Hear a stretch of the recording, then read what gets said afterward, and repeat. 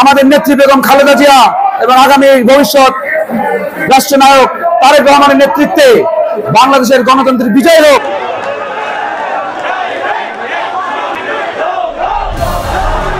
নীলফামারীর জলঢাকায় বাংলাদেশ জাতীয়তাবাদী দল বিএনপির ৪৭তম প্রতিষ্ঠাবার্ষিকী নানা কর্মসূচির মধ্য দিয়ে পালিত হয়েছে।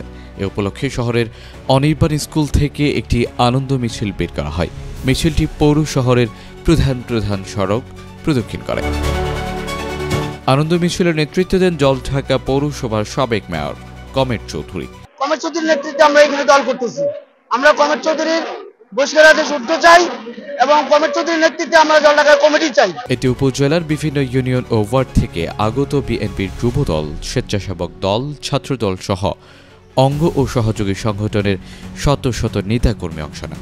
কমের চৌধুরীর নেতৃত্বে এবং আমরা ওনাকে যথেষ্ট আমরা সাপোর্ট করি এবং ওনাকে আমরা ভালো একটা অবস্থানে দেখতে চাই। মিছিলে অংশগ্রহণকারীরা বিএনপির প্রতিষ্ঠাতা শহীদ প্রেসিডেন্ট জিয়াউর রহমানের আদর্শ, দেশনেত্রী খালেদা জিয়া এবং দলীয় ভারপ্রাপ্ত চেয়ারম্যান তারেক রহমানের নেতৃত্বে গণতন্ত্র পুনরুদ্ধারের দাবিতে বিভিন্ন স্লোগান দেন। পরে এক সংক্ষিপ্ত সমাবেশে বক্তারা বলেন, দেশ আজ গভীর রাজনৈতিক ও অর্থনৈতিক সংকট রয়েছে। এই সংকট নিরসনে জনগণের দল বিএনপিকে সংগঠিত করতে হবে। গণতন্ত্র পুনঃপ্রতিষ্ঠাতা ও মানুষের ভোটাধিকার ফিরিয়ে আনতে আন্দোলনের কোনো বিকল্প নেই। তারা নেতাকর্মীদের ঐক্যবদ্ধ থাকার আহ্বান জানান।